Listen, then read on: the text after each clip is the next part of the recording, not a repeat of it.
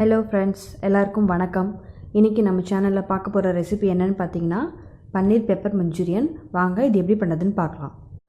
இதுவரை banana leaf recipes சேனலை subscribe பண்ணாதவங்க ரெட் கலர் சப்ஸ்கிரைப் பட்டனை ப்ரெஸ் பண்ணி சப்ஸ்கிரைப் பண்ணிக்கோங்க. அப்படியே பக்கத்தில் இருக்க அந்த பெல் பட்டனையும் ப்ரெஸ் பண்ணிக்கோங்க. எங்களுடைய அப்டேட்ஸ்கள் உடனுக்குடன் உங்களை வந்து சேரும். முதல்ல அடுப்பை பற்ற வச்சு ஒரு பேன் வச்சுக்கோங்க.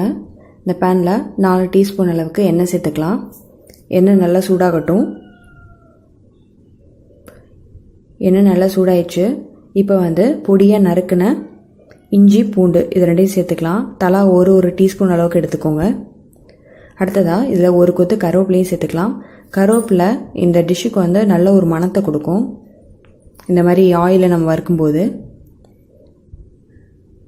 அடுத்ததாக இதில் வந்து 2 பெரிய வெங்காயத்தை பொடியாக நறுக்கி வச்சுருக்கேன், அதை இதோடு சேர்த்துக்க போகிறேன்.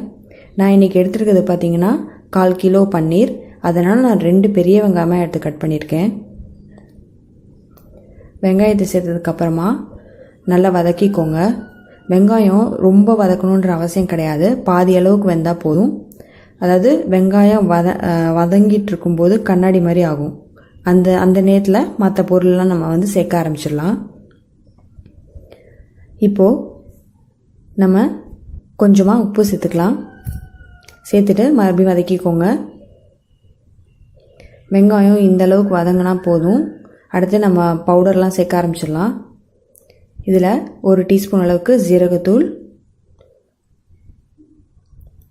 1 teaspoon pepper powder, 1/2 teaspoon garam masala சேர்த்துட்டு நல்லா கலந்து விட்டுக்கோங்க. இந்த மசாலா பவுடர் இந்த ஆனியனில் எல்லா பக்கமும் படுற மாதிரி நல்லா கலந்து விட்டுக்க போகிறோம்.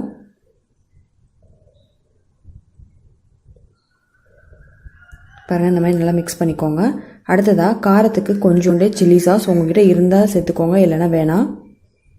இதெல்லாம் வந்து ஒரு ஃப்ளேவருக்காக தான் நம்ம சேர்க்குறோம். அடுத்ததாக கொஞ்சோண்டு சோயா சாஸ், ரொம்ப சேர்க்காதீங்க, கொஞ்சமாக சேர்த்துக்கோங்க. சேர்த்துட்டு நல்லா கலந்து விட்டுக்கோங்க.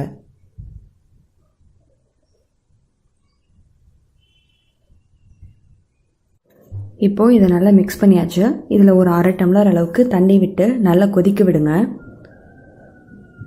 தண்ணி விட்டதுக்கப்புறமா இந்த வெங்காயத்தை நல்லா ஒரு தடவை கலந்து விட்டுக்கோங்க. மசாலா எல்லாமே இதில் வந்து ஒன்றாகும். இப்போ இது நல்லா கொதிக்கட்டும், நம்ம கொஞ்ச நேரம் வெயிட் பண்ணுவோம்.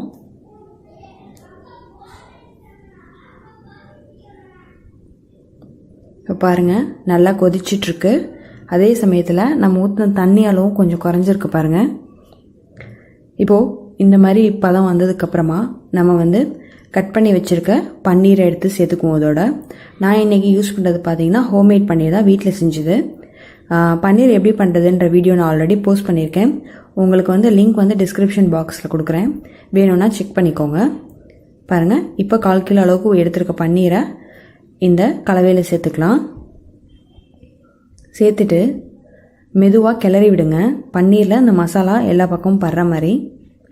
ரொம்ப போட்டு நம்ம கிளற வேணாம், அப்படி கிளறினிங்கன்னா பன்னீர் வந்து உடஞ்சிரும். அதே மாதிரி பன்னீர் போட்டு ரொம்ப நேரமும் குக் பண்ணக்கூடாது, பன்னீர் வந்து ரப்பரி ஆயிரும்.